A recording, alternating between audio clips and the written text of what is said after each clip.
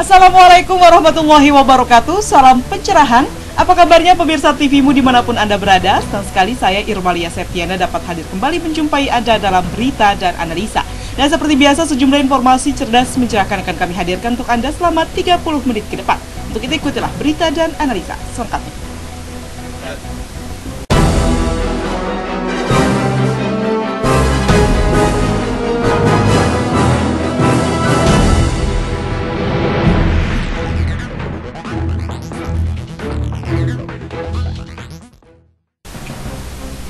Pemirsa, setelah pasangan Capres dan Cawapres Jokowi dan Yusuf Kala menjalani tes kesehatan, kali ini pasangan bakal calon Prabowo Subianto Hatta Rajasa menyusul mendatangi Rumah Sakit Pusat Angkatan Darat RSPAD Jakarta guna menjalani pemeriksaan kesehatan. Setelah pasangan Capres dan Cawapres Jokowi dan Yusuf Kala menjalani tes kesehatan, kali ini pasangan bakal calon Presiden Prabowo Subianto Hatta Rajasa menyusul mendatangi Rumah Sakit Pusat Angkatan Darat Jakarta guna menjalani pemeriksaan kesehatan. Kedatangan pasangan tersebut lebih awal, yakni pukul 6.30. Proses pemeriksaan yang dilakukan terhadap Prabowo dan Hatta berlangsung selama 10 jam. Kepada wartawan yang sudah menunggu kedatangan pasangan tersebut, pasangan Prabowo-Hatta menyatakan kesiapannya menjalani pemeriksaan kesehatan tersebut. Menjelang sholat Jumat, pasangan Prabowo-Hatta keluar dari gedung medical check-up RSPAD Gatot Subroto untuk melaksanakan sholat Jumat. Dengan bahasa isyarat, Prabowo menjelaskan bahwa pemeriksaan tersebut berjalan lancar dan teliti, sehingga ia menyatakan tak ada sedikit pun lubang yang terlewat. Dengan berakhirnya pemeriksaan Prabowo-Hatta, maka selanjutnya KPU tinggal menunggu keputusan dari tim dokter RSPAD mengenai hasil pemeriksaan. RSPAD merupakan rumah sakit milik Angkatan Darat. Rumah sakit tersebut merupakan rumah sakit dengan fasilitas kesehatan terlengkap. Karena kelengkapan tersebutlah dari pemilu 1999, pemilu 2004, pemilu 2009, hingga saat ini pemilu 2014, RSPAD merupakan rumah sakit yang ditunjuk pemerintah untuk memeriksa kesehatan para kandidat capres dan wakilnya. Fatriadi dan Deddy Musoni memberitakan dari Jakarta. Akhirnya Partai Keadilan dan Persatuan Bangsa PKPI yang diketuai oleh Sutioso memberikan dukungannya kepada bakal calon Presiden Joko Widodo dan wakilnya Yusuf Kala dalam deklarasi yang digelar di DPP PKPI di Jalan Proklamasi Jakarta. Ketua Umum Partai Keadilan dan Persatuan Indonesia PKPI, Sutioso memutuskan untuk bergabung bersama poros politik yang dipimpin oleh PDI Perjuangan. PKPI mendukung pasangan calon Presiden dan Wakil Presiden Joko Widodo Yusuf Kala. Seperti partai koalisi yang lain, Sutioso juga mengatakan bahwa dukungan tersebut tanpa syarat. Koalisi PKPI menambah daftar dukungan 4 partai yang mengusung pasangan bakal calon Presiden dan Wakil Presiden Joko Widodo dan Yusuf Kala. Bahkan dalam deklarasi koalisi yang diberikan PKPI itu didukung oleh kalangan jenderal, diantaranya mantan Badan Intelijen Negara Hendro Priyono dan mantan Wakil Panglima TNI Fahrul Rozi. Ketua Umum PKPI dalam sambutan deklarasinya mengatakan, dukungan untuk Jokowi sudah dirintisnya lama, dan sebelumnya sudah pernah bertemu dengan petinggi PDIP, namun karena kesibukannya, PKPI dalam mengajukan gugatan ke Mahkamah Konstitusi pada pemilihan legislatif kemarin, maka saat ini baru terrealisasi. Gugatan ke MK PKPI sudah mengumpulkan bukti-bukti, minimal bisa lolos dalam rekapitulasi yang dilakukan Komisi Pemilihan Umum atau KPU. Saya ingin mengatakan bahwa sebenarnya dukungan untuk beliau, ya, pada saat itu bahkan belum ada pasangan wapresnya. Saya sudah rintis lama. Saya ketemu para elit politik PDIP yang sampai 2 kali itu dan bulat menjelaskan. Tetapi karena kemudian kesibukan masing-masing, kesibukan Pak Jokowi, kemudian kami di PKP Indonesia ini lagi mau fight di MK, ya, kita mengumpulkan bukti-bukti, saksi-saksi itu kita kerja siap malam. Apa yang mendasari sikap PKPI untuk merapat ke gerbong koalisi yang kini telah terisi oleh PDI Perjuangan, Partai Nasdem, Partai Kebangkitan Bangsa, dan Partai Hanura, meskipun Jokowi JK sudah mendaftarkan diri sebagai bakal calon presiden dan calon wakil presiden ke KPU. Deddy Musoni memberitakan dari Jakarta. Dewan Perwakilan Daerah Republik Indonesia mengadakan diskusi pengkajian kompetisi para capres dan cawapres dalam rangka menyambut pemilihan presiden. Diskusi ini dilakukan untuk melihat gambaran besar kinerja yang akan dilakukan oleh para tim sukses kedua capres terdaftar. Diskusi mengenai kompetisi para calon presiden dan wakil presiden untuk menghadapi Pilpres 9 Juli mendatang dihadiri oleh tokoh politik dan para pengamat politik. Di antaranya Ruhut Sitompul mewakili Partai Demokrat, Martin Huta Barat selaku tim sukses pasangan Prabowo-Hatta, serta Panji Anugrah Permana pengamat politik Universitas Indonesia dan Abraham anggota DPD RI. Namun sayangnya tim sukses Jokowi JK tidak hadir dalam diskusi tersebut sehingga diskusi berlangsung satu arah saja. Berdasarkan pernyataan Panji Anugrah Permana selaku pengamat politik bahwa diskusi ini dapat memberikan masukan kepada tim sukses masing-masing capres-cawapres untuk lebih mempersiapkan dan memikirkan secara serius agenda perubahan yang mereka tawarkan sehingga kompetisi menjadi lebih sehat.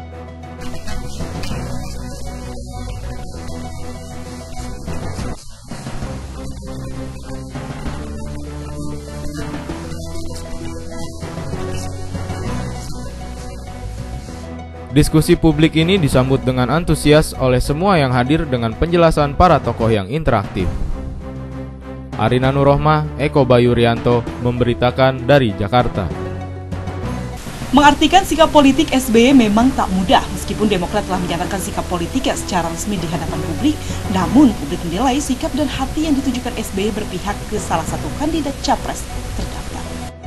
Keputusan Partai Demokrat yang akan bersikap netral dan mengatakan akan mencermati visi misi kedua kandidat Prabowo-Hatta ataupun Joko Yusuf Kala menunjukkan kebimbangan dari Partai Demokrat sendiri maupun SBY.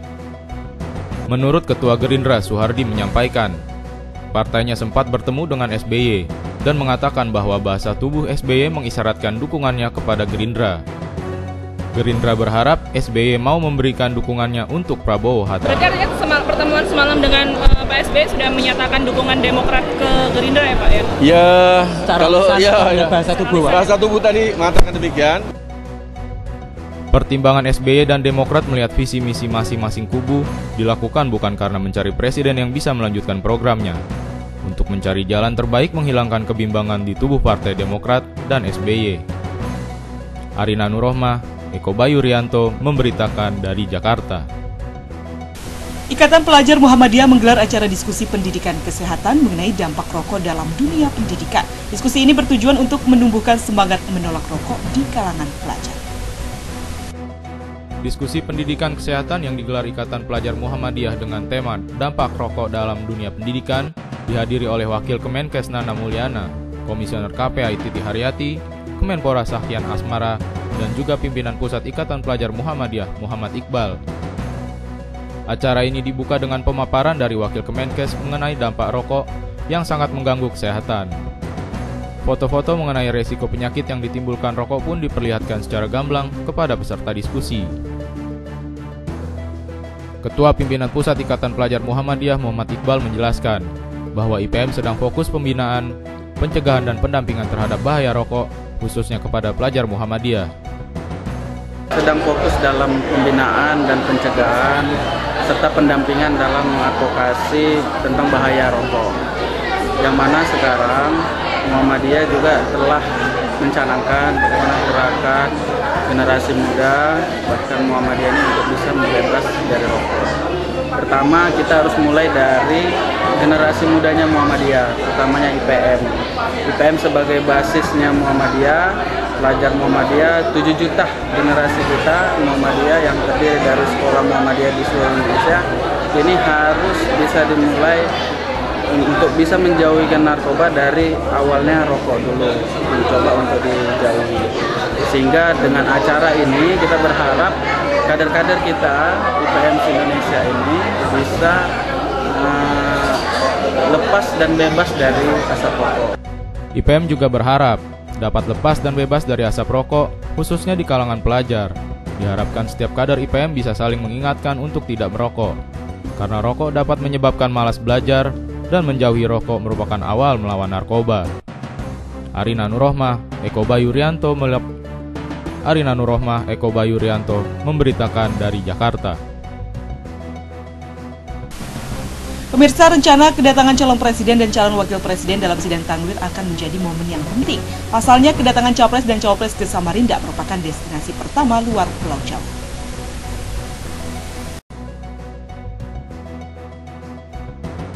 kedatangan calon presiden dan calon wakil presiden 2014 dalam sidang Tanwir Muhammadiyah kedua akan menjadi momen penting.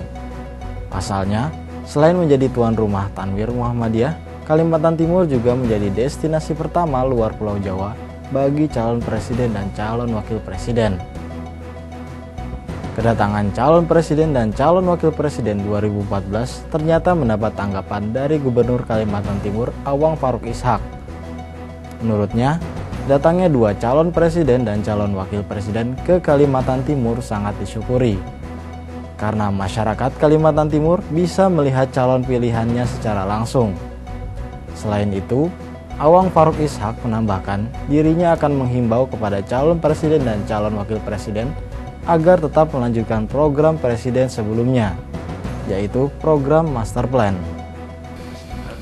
Bagi saya, kedua calon presiden akan saya himbau untuk tetap melaksanakan program Pak SBY yang kita kenal dengan Master Plan, percepatan perluasan pembangunan ekonomi Indonesia, karena program itu sangat kita rasakan manfaatnya. Jadi jangan stop di tahun 2013-2014 ini, haruslah berlanjut terus sampai 5 tahun ke depan. Rencananya, dalam Tanwir Muhammadiyah, Prabowo dan Hatta Rajasa akan hadir pada Sabtu 24 Mei 2014, kemudian disusul oleh Jokowi dan Yusuf Kala di waktu yang berbeda. Syafri Esa, Riri Anggoro memberitakan dari Samarinda.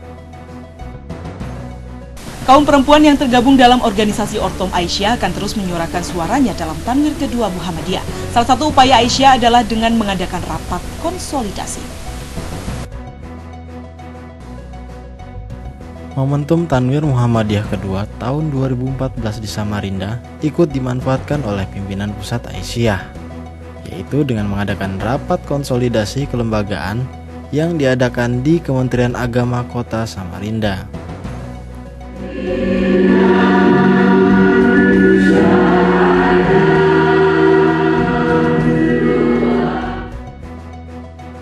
Dalam rapat tersebut, selain membahas sejumlah poin penting seperti menguatkan kelembagaan dan kepemimpinan Aisyah, rencananya 4 hari lagi organisasi Aisyah juga akan memasuki usia 1 abad. Menurut pimpinan pusat Aisyah, Soimah Kastolani, usia 1 abad sudah kita lewati. Memasuki abad kedua ini, kita akan lebih membangun perwujudan solidaritas dan soliditas. Selain itu, kita juga ingin membangun bersama-sama kecerdasan bangsa melalui berbagai bidang. Ya, karena kita memasuki abad kedua, 4 hari lagi nanti kita itu akan 1 abad usianya. Maka dalam memasuki abad kedua ini kita akan lebih membangun solidaritas, di samping itu juga soliditas. Jadi kesatuan langkah, tetapi juga kita bangun bersama-sama bagaimana kita mencerdaskan bangsa. Soimah juga menambahkan, dengan adanya rapat konsolidasi ini diharapkan ibu-ibu Aisyah di Kalimantan Timur bisa membuat strategi agar kegiatan-kegiatannya lebih kepada pemberdayaan masyarakat, mewujudkan masyarakat Islami yang sebenarnya dan tertata.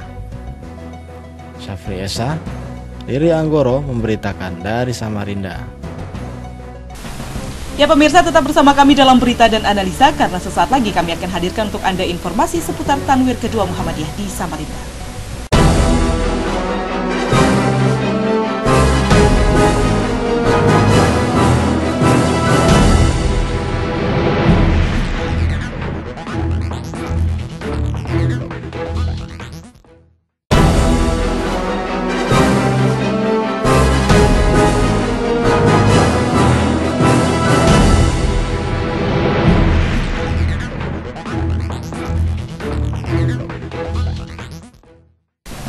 Salah satu calon Presiden Republik Indonesia Joko Widodo hadir dalam sidang Tanwir kedua Muhammadiyah. Dalam sambutannya, Joko Widodo memaparkan visi misi Indonesia jika ia terpilih sebagai Presiden Republik Indonesia. Hari kedua Tanwir Muhammadiyah di Samarinda memiliki agenda diskusi Indonesia berkemajuan. Hal ini sesuai dengan tujuan besar Muhammadiyah untuk berperan aktif memajukan negara Indonesia. Dalam acara ini, selaku pimpinan diskusi adalah Ketua Umum Pimpinan Pusat Muhammadiyah Din Samsudin. Dalam agenda acara diskusi Indonesia Berkemajuan, hadir Joko Widodo selaku calon presiden yang diusung Partai Demokrasi Indonesia Perjuangan atau PDIP. Jokowi hadir pukul 7 waktu Indonesia bagian timur. Dalam kesempatan yang diberikan, Joko Widodo membahas salah satu rumor yang berkembang di masyarakat tentang dirinya, yakni rumor mengenai huruf H di depan namanya. Yakni rumor mengenai huruf H yakni rumor mengenai huruf H di depan namanya seringkali diplesetkan menjadi Hubertus. Jokowi menganggap masalah ini patut diklarifikasi lantaran makna sebenarnya adalah haji.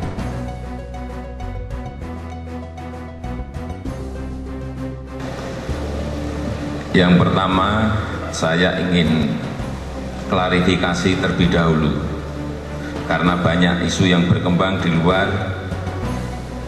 H yang ada di depan nama saya itu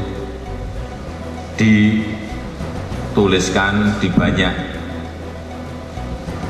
baik Twitter maupun Facebook adalah Hubertus. Ini perlu saya jelaskan karena nanti kalau nggak dijelaskan nggak rampung. Mumpung saya diberi kesempatan di dalam majelis ini. Ibu dan Bapak sekalian,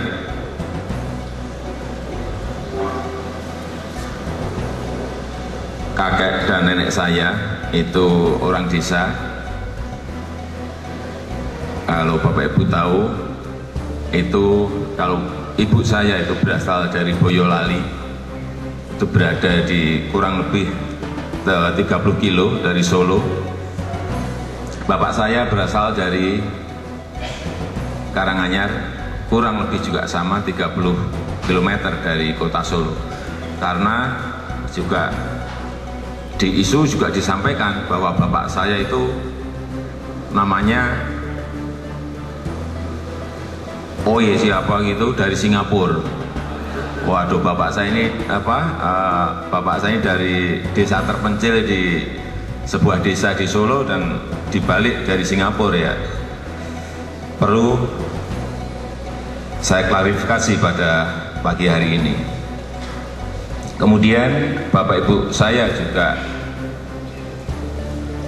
ini sebenarnya tidak riak dan sombong, tetapi juga perlu kami sampaikan supaya tidak ada isu dan fitnah-fitnah lagi. Bapak saya almarhum juga haji, ibu saya juga bersama saya pada tahun 2003 juga sudah haji. Adik saya 3, suami istri juga sudah haji semuanya. Ini malah sombong saya, nanti timbul riak nanti kalau saya terus-teruskan, tapi ini perlu kami sampaikan pada pagi hari ini. Kemudian yang kedua juga banyak yang menyampaikan bahwa saya katanya anti-Islam. Saya nggak tahu yang mana yang dimaksud. Pada saat saya pertama menjadi gubernur di DKI Jakarta, saat itu saya di Masjid Istiqlal langsung menyampaikan kepada imam masjid,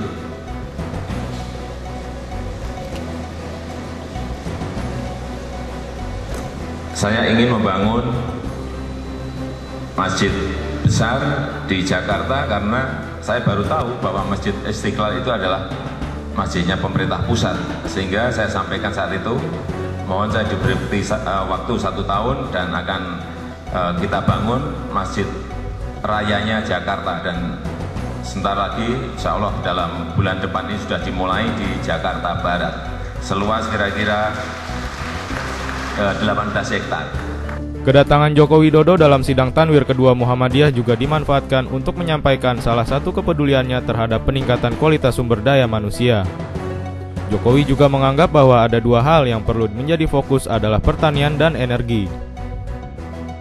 Kemudian juga dalam rangka persaingan ke depan, saya kira kita memang terjadi disorientasi yang selama ini menurut saya semuanya kita kerjakan dan kita tidak mempunyai fokus. Sebetulnya fokus kita ini kemana? Apakah ke industri, ataukah ke pariwisata, ataukah ke bidang-bidang yang lainnya? Menurut saya fokus kita seharusnya itu hanya ada dua, karena kita mempunyai kekuatan, mempunyai potensi di bidang ini, yaitu pangan yang pertama, dan yang kedua adalah di bidang energi. Sehingga fokus kita mestinya SDM juga diarahkan ke bidang pertanian. Kemudian infrastruktur juga diarahkan ke bidang pertanian. Kalau kita mau fokus kepada dua hal, yaitu pangan dan energi. Dan menurut saya yang namanya sekolah menengah kejuruan di bidang pertanian sekarang ini sangat diperlukan sekali. Dan SMK plus, jadi setelah lulus SMK di training lagi di sebuah teknopark yang di situ ada teknologi-teknologi pertanian yang sudah disiapkan, itu juga akan menjadikan tenaga-tenaga kita, menjadikan generasi-generasi penerus kita itu mempunyai nilai lebih dibanding sebelumnya. Juga politeknik yang mengarah pada bidang-bidang yang berkaitan dengan pertanian, dengan energi ini diperlukan negara ini, sehingga yang namanya vocational school, politeknik itu sangat perlu diperbanyak lagi. Infrastruktur mestinya kalau kita pengen masuk ke bidang pertanian juga sama, mestinya yang dibangun adalah bendungan sebanyak-banyaknya, kemudian juga dibangun irigasi yang sebanyak-banyaknya, bukan bidang-bidang yang lainnya, karena memang negara kita ini adalah negara agraris dan petani adalah mayoritas masyarakat kita yang bekerja di sana. Problem pertanian kita, saya kira sekarang ini memang perlu perhatian yang sangat khusus. Kalau kita lihat dalam sekian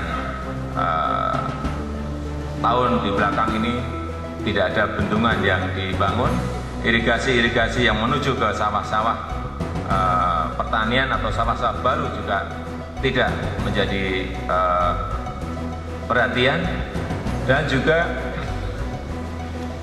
hal-hal yang berkaitan dengan konversi lahan dari pertanian, dari sawah, dari lahan padi, dari sawah padi, dari kebun ubi-ubian, kemudian hutan sagu yang berkaitan dengan pangan, ini banyak terkonversi ke bidang-bidang lainnya, baik ke perumahan, ke industri, ke pertambangan, dan ini menurut saya harus di stop dan kita konsentrasi ke pangan. Karena kalau kita sadar sekarang semua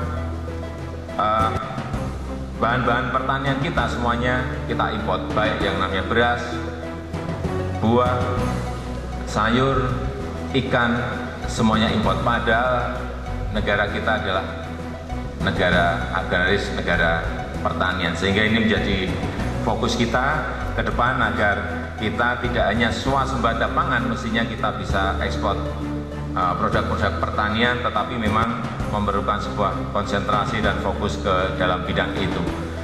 Menurut Din Samsudin, Muhammadiyah sangat berharap bahwa pemimpin selalu mengutamakan kepentingan rakyat. Din juga memberitahu bahwa Jokowi sudah beberapa kali datang ke Muhammadiyah.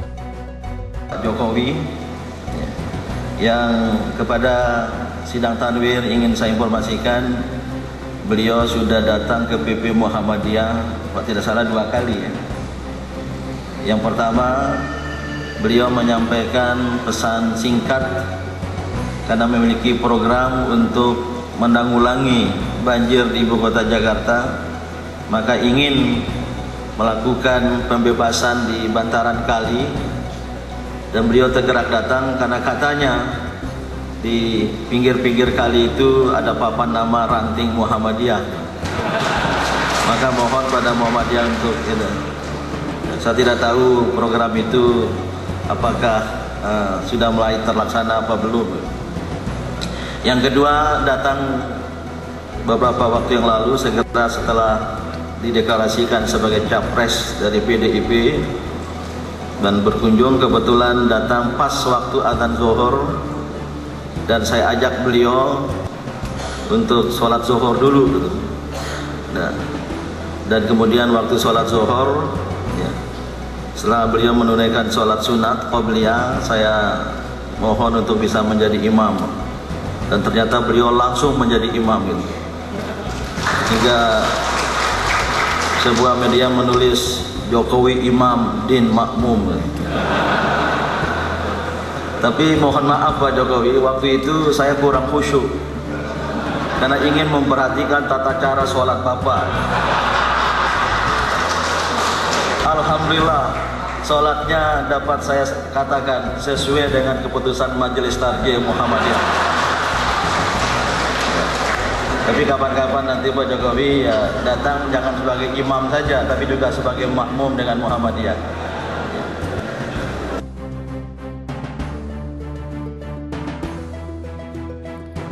Tim TVMU memberitakan dari Samarinda.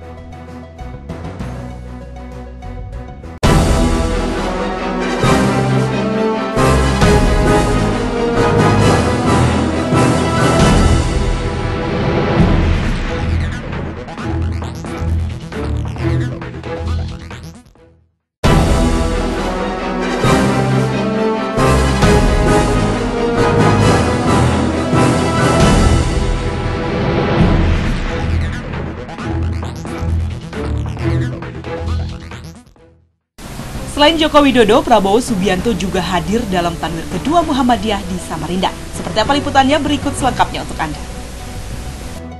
Muhammadiyah mengundang dua pasangan capres dan cawapres dalam Tanwir kedua Muhammadiyah.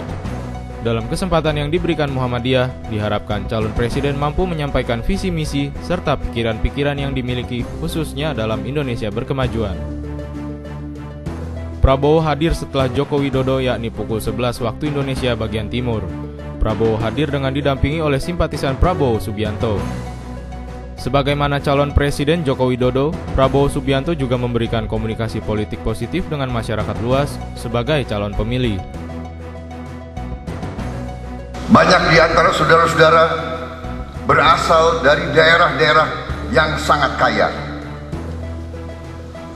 Ada juga persepsi bahwa pulau-pulau di luar Jawa kaya dan Jawa itu tidak kaya.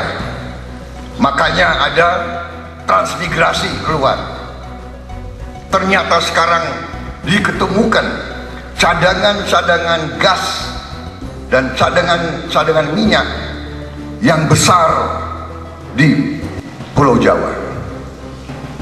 Masalahnya adalah Pulau Jawa terlalu padat. Bahkan ada laporan bahwa salah satu cadangan gas yang terbesar ada di sekitar Bekasi.